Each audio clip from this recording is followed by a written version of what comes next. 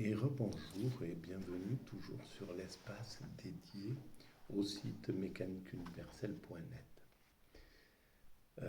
Le site qui essaie de démontrer que l'humanité évolue progressivement vers son ultime perfection.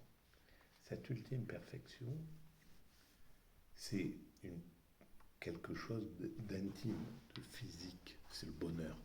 Mais le bonheur incarné, quelque chose que... Parce qu'en réalité, le bonheur, ça pourrait être quelque chose de superficiel, d'extérieur. En réalité, l'être humain, ce qu'il recherche, c'est à incarner quelque chose, à ressentir quelque chose, ressentir l'amour, ressentir le bonheur, ressentir la joie, ressentir la compétition, le pouvoir, peu importe ce que l'homme... Mais c'est une question de sensation physique. C'est ça qui nous anime. Et donc, l'humanité dans son évolution, lorsque je dis l'humanité est destinée à atteindre son ultime perfection, cette perfection, elle est physique. Elle est l'accession à la sagesse, donc à l'équilibre, à la zénitude, au fait d'être parfaitement bien dans un monde qui permet de vivre cet état-là. Donc c'est un état d'extase, c'est un état de sérénité, d'éveil, de bonheur, de samadhi, de nirvana, peu importe comment on en parle. Chaque culture parle de cet état-là, parce que toutes les cultures le connaissent, cet état-là, cet état de sagesse. Et donc cet état de sagesse, c'est quelque chose qu'on ressent physiquement, c'est pas quelque chose qui est à l'extérieur de l'être humain. Donc on va vers cette possibilité de ressentir cette sensation d'extase facilement. Pour l'instant, quand nous sommes les hommes constructeurs, on construit le nid dans lequel nos descendants, les humains qui viennent, l'ensemble humain, l'humanité tout entière pourra vivre dans cet état de paradis, cet état paradisiaque. Donc on construit le paradis. Effectivement, on le construit de façon maladroite, bien souvent, mais on rectifie le tour, on part dans des voies, voilà, quand à un moment on découvre les colorants, on en met partout, c'est tellement beau, il y a toutes les couleurs, on mange rouge, vert, jaune, fluo, etc. Puis à un certain moment on dit c'est pas bon, c'est cancéreux, et donc l'humanité va rectifier, mais on n'a pas de plan détaillé, donc on évolue un peu comme ça. Et en plus, on évolue avec la compétition. Et la compétition féroce, pas une compétition juste et respectueuse, comme si on avait établi la mondialisation sur les mêmes règles que les Jeux Olympiques. Voilà. Malheureusement, on n'a pas pris ces règles-là. Les dominants n'ont pas choisi ces règles-là. Voilà, et donc c'est notre but, c'est notre destinée. On n'en a pas encore pris conscience. On évolue vers cette ultime perfection sans le savoir. On construit ça depuis qu'on s'est séparé des autres primates, depuis qu'on a développé la culture, depuis qu'on a développé le langage, les outils, les relations humaines, puis plus tard l'écriture, etc. Et puis tout ce qui fait que le monde est arrivé à ce point, l'humanité est arrivée à ce point grâce à cette évolution. Mais en fait, c'est une évolution linéaire qui va vers cet état de perfection. Et nous n'en savons rien sur cette distance. Le plus gros a été fait, nous sommes là, nous sommes très proches du but. Il reste quelques siècles d'évolution, je pense. Pas guère plus, hein, on a fait la plus grande partie. Surtout que maintenant, il y a une évolution exponentielle qui se met en place. Mais on a fait le plus gros.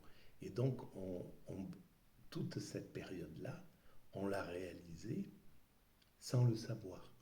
Intuitivement, certains le savaient, les religions avaient compris, elles avaient les grands mystiques des religions, ceux qui ont expérimenté l'extase, qui ont eu des révélations, qui ont été connectées avec le principe créateur, en somme, même parce que c'est ça, selon moi, mais bon, qui ont été qui ont compris, qui ont été en éveil, c'est parce qu'ils ont vécu des états d'extase. C'est, à mon sens, c'est ce qui a mis en œuvre c'est ce qu'a certainement vécu Moïse, et puis d'autres, Bouddha, on le sait que c'est ça, même Jésus, même euh, Mahomet, même très certainement que les Upanishads ou les livres sacrés de l'Inde sont l'œuvre de la même manière de ces grands mystiques. Et pareil pour l'Afrique avec les chamans ou les Inuits, etc. Donc c'est ce qui a amené leur vision, ces visions viennent de ces états extatiques. L'extase, c'est le fondement.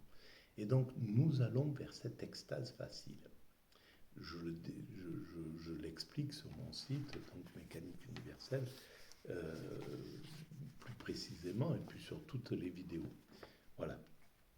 Et alors, pour préciser cette théorie, je m'appuie pour ces vidéos-là sur de façon un peu comme ça, c'est plus un alibi.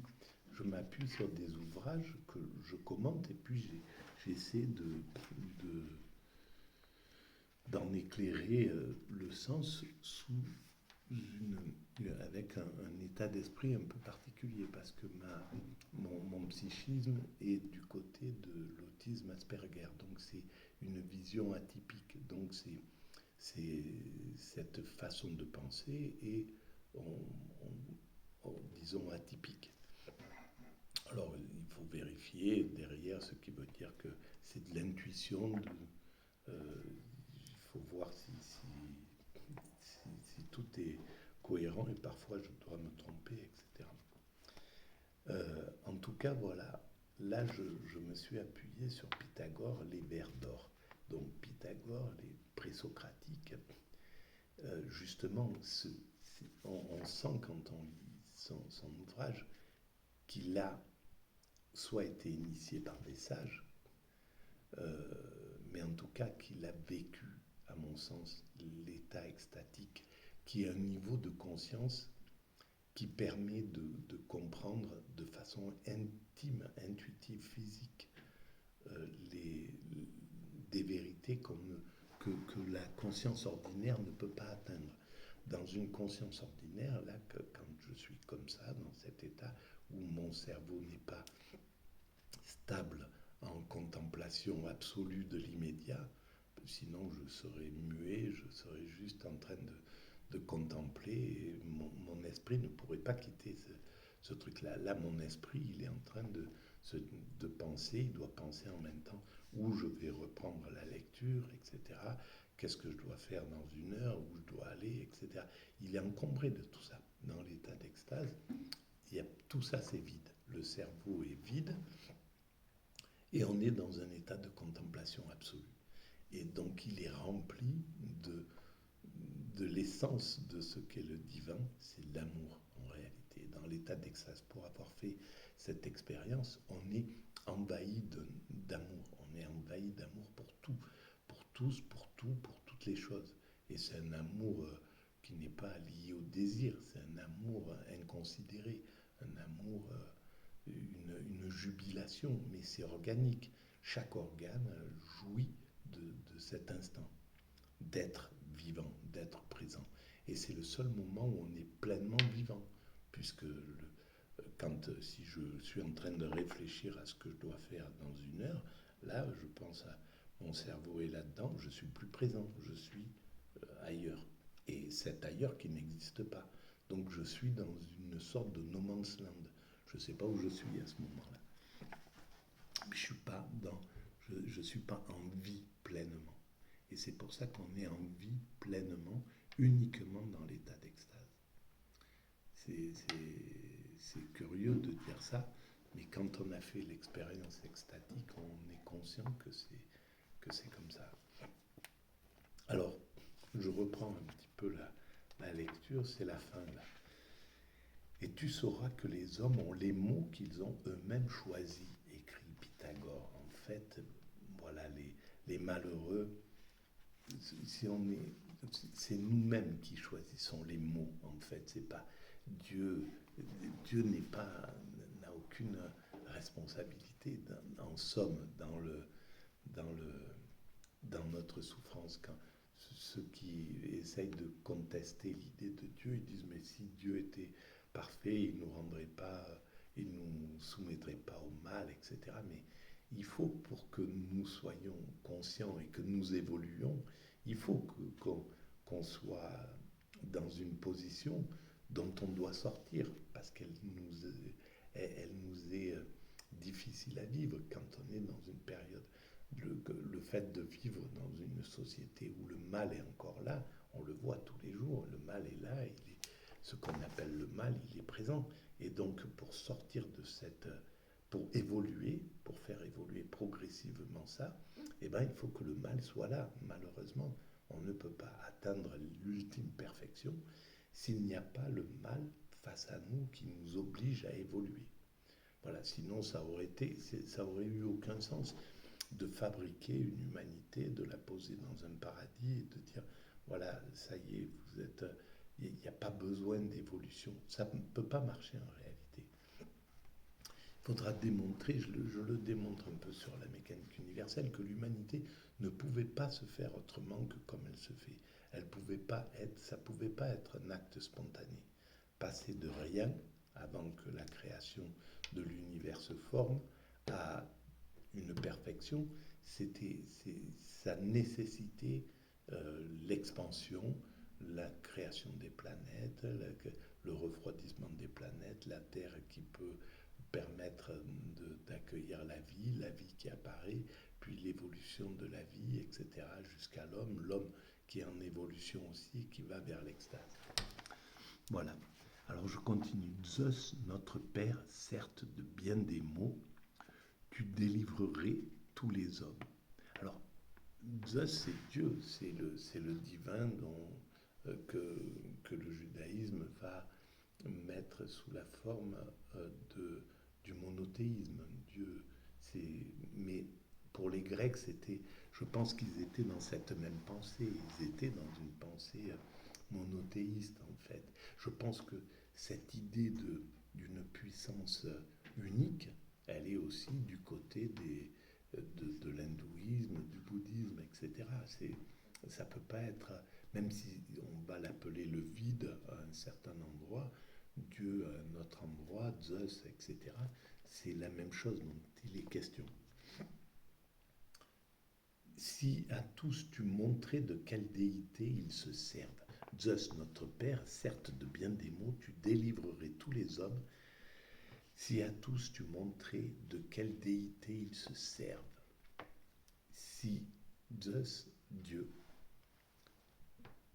il nous délivrerait, mais il nous délivrera, nous délivrerons quand nous aurons expliqué ce que c'est que Dieu. Pour l'instant, on cherche, là, à l'instant présent, des centaines de milliers de physiciens travaillent à essayer de comprendre ce que c'est que la matière, comment s'est formé cet univers, qu'est-ce qu'il y avait avant l'univers, qu'est-ce que c'est que les particules élémentaires, comment vient la masse dans cette énergie, comment la matière se forme, etc., etc. Dans 2, 3, 400 ans, 500 ans, on aura compris. Et quand on aura détecté, qu'on aura compris que ce divin-là, qui est à l'œuvre, nous constitue, fait que nous sommes ses fruits, nous sommes divins, au fond. Nous sommes construits de ces particules élémentaires, nous sommes construits de la même chose qu'est construit un arbre, l'air, le ciel, la terre, les planètes et l'univers à son origine. Donc nous sommes construits de ce qui a construit cet univers. Nous sommes faits de ces particules élémentaires. Et donc quand on aura compris cela, on sera délivré parce d'abord on comprendra notre déité, l'extase nous permet de vivre cette déité, pour quelle raison l'humanité a évolué de façon incroyable jusqu'à l'extase, sans savoir ce qu'elle faisait, elle poursuivait ce but d'atteindre l'extase qui est l'émanation du divin. Voilà.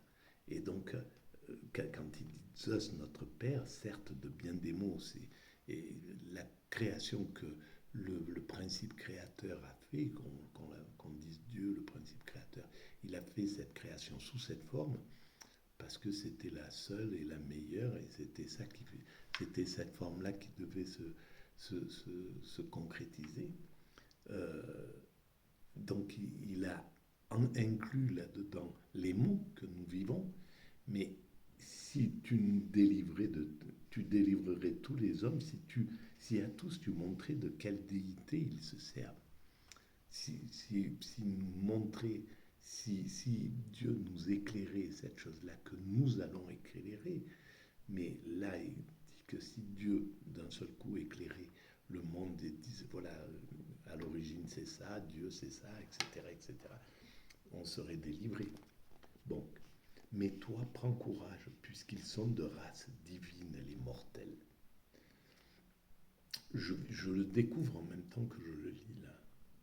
Mais toi, prends courage, donc il parle à chacun d'entre nous, prends courage puisqu'ils sont de race divine, les mortels.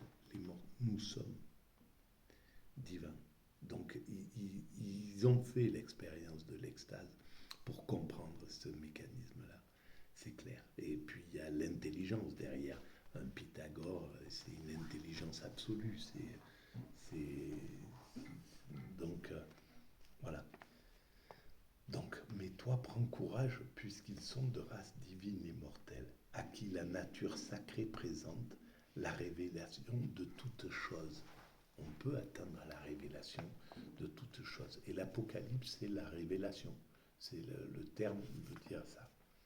Si tu y prends part, si tu prends part à cette révélation, si tu prends part à ce travail sur toi-même pour atteindre cet état-là, tu triompheras de ce que je t'ordonne. Et après avoir guéri ton âme, parce qu'en fait on est tous malades de cette chrysalide, de cette transformation d'un primate naturel en humain abouti, pendant cette période, on est tous porteurs de pathologies. Parce que voilà, on n'a pas, notre âme, elle n'est pas propre, on n'est pas des saints. Mais si on atteint cet état-là, on devient des sages, des saints, et donc on a guéri notre âme. Et notre âme, quand il est dans l'état d'extase, il n'a plus aucune perversion, aucun souhait, aucun désir, aucune tendance, aucun...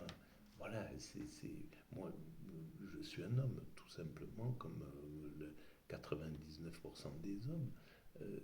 Je me comporte exactement comme ça. S'il rentre une jolie fille, mon âme va s'intéresser à ça d'une façon qui n'est pas la même que si j'étais en état d'extase. Si j'étais en état d'extase, j'aurais plus aucune velléité de désir, parce que le plaisir que je ressens dans l'extase est 1000 fois supérieur au désir physique que peut promettre une relation sexuelle avec une femme. C'est complètement autre chose. Donc dans l'extase, mon âme serait pure totalement. J'aurais pas de velléité, j'aurais pas d'ambition, j'aurais pas de désir, pas d'agressivité quand je prends ma voiture pour aller pour rentrer si quelqu'un me fait une queue de poisson, quoi que ce soit. Voilà, c'est complètement différent. Donc, et après avoir guéri ton âme, tu la sauveras de ses peines. Mais abstiens-toi des aliments dont nous avons parlé, et dans les purifications, comme dans la libération de l'âme, décide et réfléchis sur chaque chose. Et là, l'alimentation, c'est quelque chose de fondamental, parce que ce sont des molécules. C'est pas qu'on mange chez Paul Bocuse ou une soupe d'ortie comme je vais manger ce soir. C'est la même chose. C'est pas,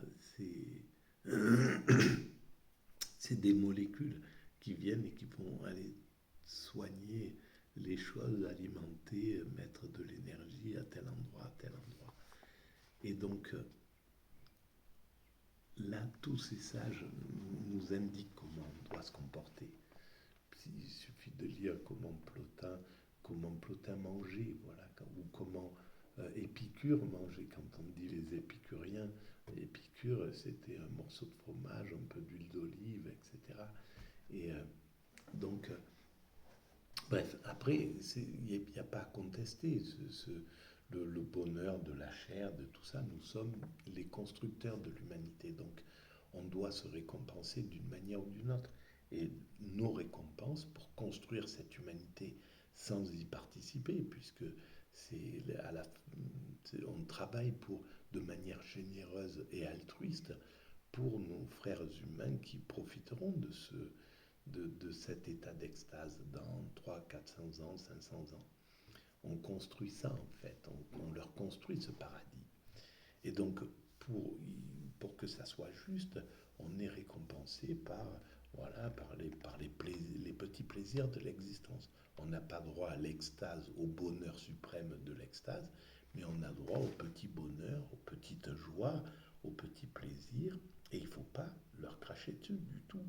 Donc, le plaisir de la chair, le plaisir de la sexualité, le plaisir du pouvoir, le plaisir etc. Tous les plaisirs qui sont là. Voilà. La seule chose, c'est qu'il ne faut pas les prendre au détriment d'autrui. C'est l'hédonisme, en somme, qui pourrait dire ça, de prendre son plaisir sans que ça impacte les autres.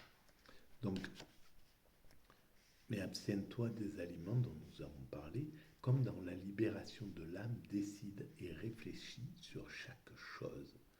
Donc reste dans la concentration, ne t'éparpille pas, c'est fini le travail, le business, les trucs. Si tu veux atteindre cet état, tu es là, tu abandonnes tout ce qui t'encombre l'esprit. Après avoir établi comme conducteur le sens qui vient d'en haut, plein d'excellence, donc là, ton guide, ton maître, c'est le divin. Voilà, c'est Zeus pour lui, mais c'est le divin. Si tu es dans cet état avec un divin, mais que même si tu n'as aucune image de tout ça, ça peut être la création, la nature, peu importe.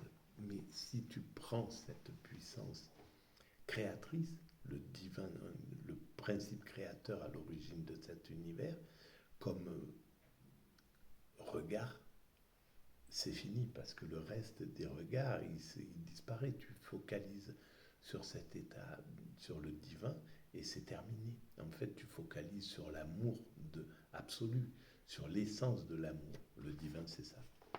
Puis, après l'abandon de ton corps, dans cet état-là, tu focalises sur quelque chose, donc ton esprit est totalement vide. Il n'a plus que ce divin, donc plus que l'amour devant les yeux en fait. L'esprit est vide et il est rempli du divin, rempli de ce divin. Voilà. Puis après l'abandon de ton corps, si tu arrives au libre éther, à ce moment-là, l'abandon du corps, c'est l'esprit qui est vide.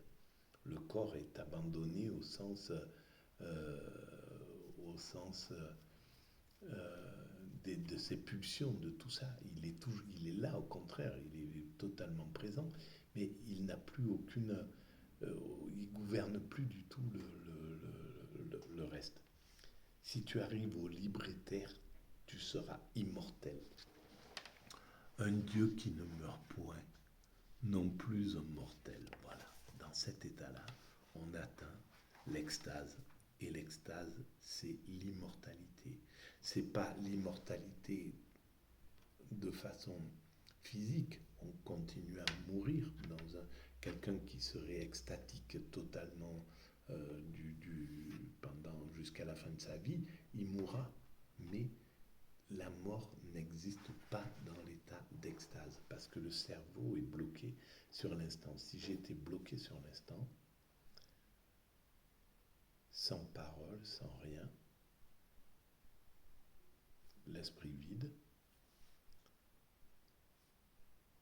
je ne peux pas me projeter sur l'avenir où il y a la mort. Et donc, c'est clair que cette phrase, tu seras immortel, un Dieu qui ne meurt point, non plus un mortel. Il n'y a que quelqu'un qui a vécu l'extase qui peut écrire ça. Et la plupart des grands mystiques dans toutes les religions, il suffit de lire les livres considérables qui ont été écrits par des soufis, par des soufis de l'islam, c'est peut-être les plus éclairants pour moi, hein, dans ce que j'ai lu jusqu'à présent. Mais on peut le lire chez le bouddhisme, dans le taoïsme. Ils parlent tous de cet état où on devient immortel, où on devient divin. Et de nombreux soufis ont été pourchassés, maltraités, parce qu'en atteignant cet état, ils disaient « je suis Dieu ». Et donc les doctes de la religion disaient « il est orgueilleux, il se prend pour Dieu », etc. Donc, ils sentaient cet état-là. Ils voulaient le communiquer, le dire, mais il n'y avait aucun orgueil, parce qu'il n'y a plus aucun ego dans cet état-là. Mais je comprends qu'ils puissent tenir un propos comme ça, dire voilà, je suis Dieu.